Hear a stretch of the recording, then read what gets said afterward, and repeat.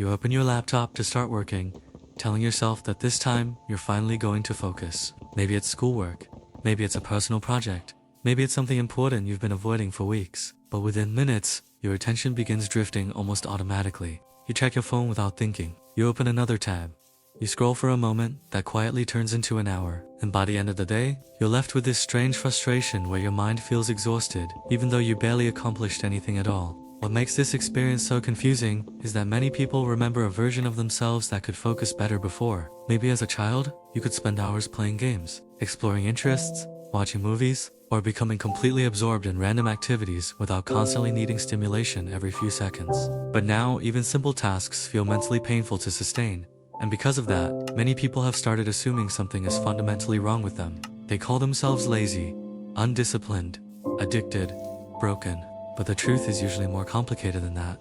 The modern attention crisis is not happening because millions of people suddenly became weaker at the exact same time. It is happening because human attention is being placed in environments it was never designed to survive in. The average person today experiences more stimulation in a single day than previous generations experienced in much longer periods of time. Notifications, short-form videos, background music, endless scrolling, instant entertainment, constant multitasking, and algorithmic content systems compete aggressively for attention every waking hour, and the human brain adapts to whatever environment it repeatedly experiences.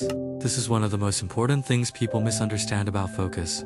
Attention is not just a personality trait. It is heavily shaped by conditioning. Whatever your brain repeatedly consumes eventually changes what it becomes comfortable with. When attention is constantly trained towards speed, novelty, and instant rewards, slower forms of concentration begin feeling emotionally uncomfortable.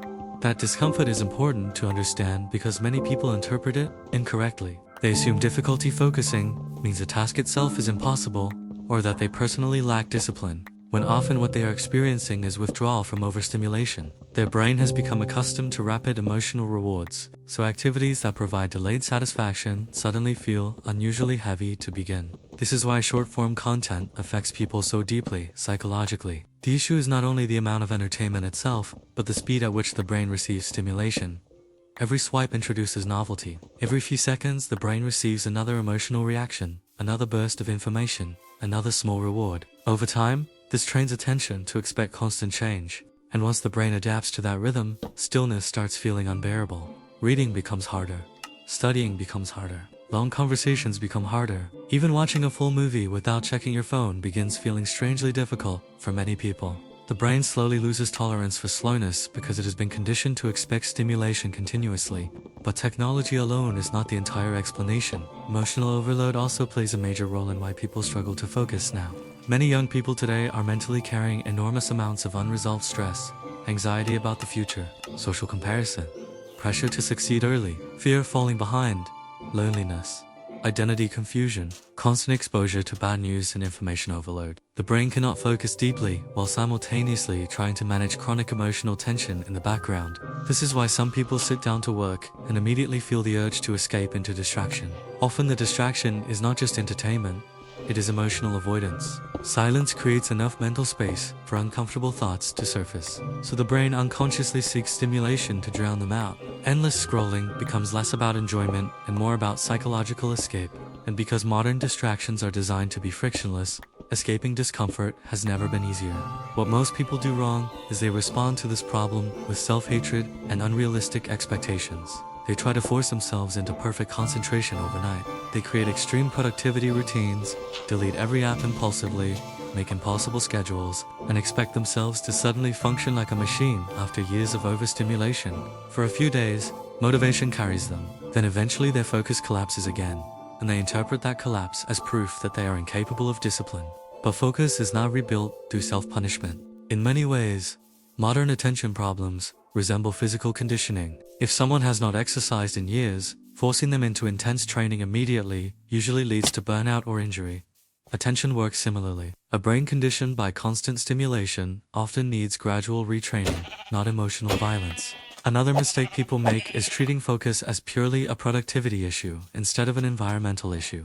Human behavior is deeply influenced by accessibility. If your phone is beside you constantly, if notifications interrupt your thoughts every few minutes, if entertainment is available instantly at all times, your attention will naturally fragment more easily. Yet many people continue blaming themselves entirely while ignoring how aggressively modern systems are engineered to capture and hold their focus. This creates guilt without understanding. The real shift begins when you stop viewing focus as a test of moral strength and start viewing it as a relationship between your brain and your environment. Because concentration is not only about trying harder, it is also about reducing the number of forces constantly pulling your attention apart. This changes the way you approach productivity entirely. Instead of obsessing over becoming perfectly disciplined, you begin protecting your attention more carefully. You realize that focus is not created during the moment you work. It is shaped by what you repeatedly expose your mind to throughout the entire day. Every hour spent jumping rapidly between stimulation affects your ability to remain present later. You also stop expecting concentration to feel instantly natural again.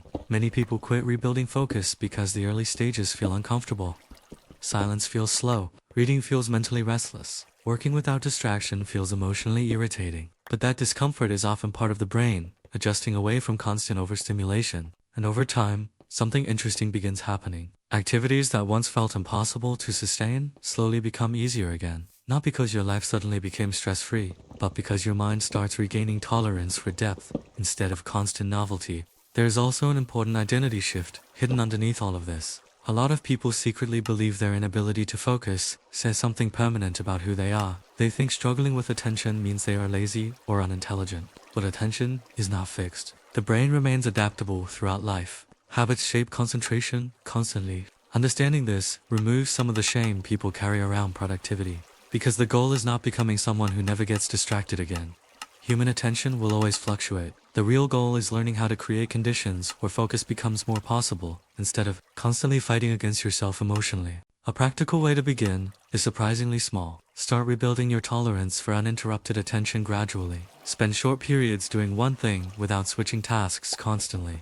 Read without checking notifications. Walk without consuming content. Allow moments where your brain is not being fed endless stimulation every second.